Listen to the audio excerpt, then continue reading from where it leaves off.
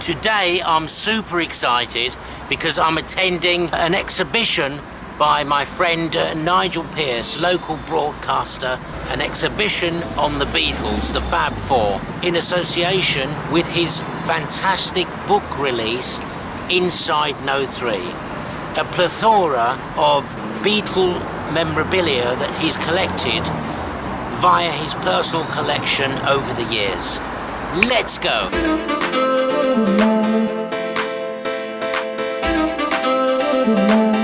We're here, Cromer Tourist Information Centre.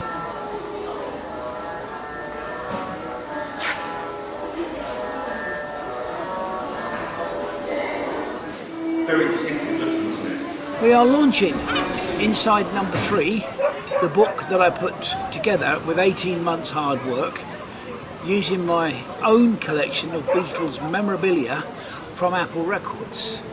The book is now published, the paperback version is out, and the lovely and locally based Amanda Lehman, who has just come back from a very successful tour of Italy and Germany with Steve Hackett and the Genesis tour, because she appears in the book, supporting the book, promoting it, answering questions about herself, her album, and her part in the book. That looks like an original John Lennon.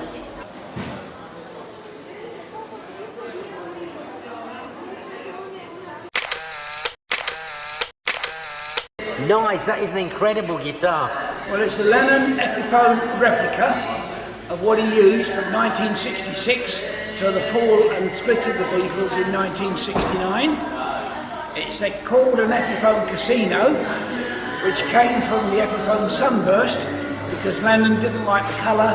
He rubbed it down and painted it ivory, and that gave birth to a new name called the Epiphone Casino. 1963, 1968, and this year's latest calendar, 2022. Well, over there is one of the only known photographs of the Beatles in concert at the Regent Theatre in 1963, and there is also next to it a photograph of the theatre before it was knocked down, which became the marketplace in Regent Street, which was recently destroyed by fire. Of course, these things just don't happen, and it's been months in the making, lots of hard work, research, and the Beatles are from my era.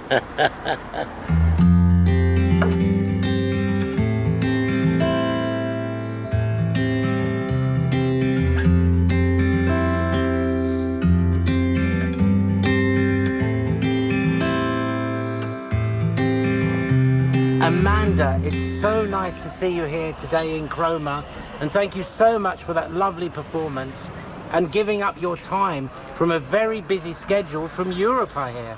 Yes, I've just been in Europe with Steve Hackett and his band, and that's been really, really busy. 3 weeks, 2.5, 3 weeks, and the shows were all fantastic. It was just a really good experience, really good to be back on tour with them again and visit those lovely countries as well. And of course you feature in the book Inside No 3. How do you feel about that, and how did it come about? Well, it's really nice to be featured in the book. It came about when Nigel and I were talking on an interview, because I released my album last year, so we were speaking together, and basically Nigel discovered that I'm a Beatles fan and that the Beatles have been very influential in my music, and so then Nigel told me about his book, and it kind of went from there really. He asked me if I'd like to be involved in it, and I said yeah, I'd love to. So that's sort of how it started, and really, really pleased to be a part of the book, and part of sort of helping to promote it, and because it's an amazing book. I find it quite unbelievable, the amount of stuff that Nigel has put together for that. Nigel, it's been a great success today. Where do you see the book going from here? Well, the response has been truly phenomenal. People have said to me, didn't know that the Beatles and Apple produced so much, and I think Amanda can corroborate that, because I also happen to know that, Amanda, you're a Mary Hopkins fan. Didn't realise how much you'd actually contributed to Apple, had you? No, I didn't. No, I didn't at all. So that was kind of an eye-opener, really. I love Mary Hopkins. just, yeah, as you say, she kind of wrote so many different things, and things like my all-time favourite, Those Were the Days. It's the nostalgia of it. I love nostalgia in music, as you can probably tell from the music I write. It's very nostalgic, and I just think that's an absolutely beautiful, beautiful song. You not only produced a good album, a brilliant album, coming back to the Mary Hopkins circle again, you've got this tenderness, you've got this spiritual. And Yes. I'm talking about Memory Lane, and that is to me the standout track.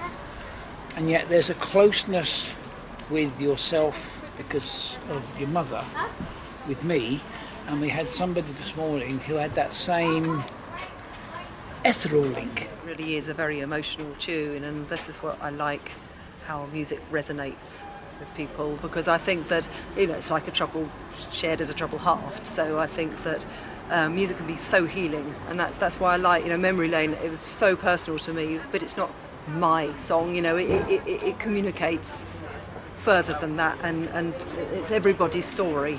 But Amanda, once again, I've got to go, and I know you Yeah, have some. yeah. Once again, thank you so You're much. very welcome.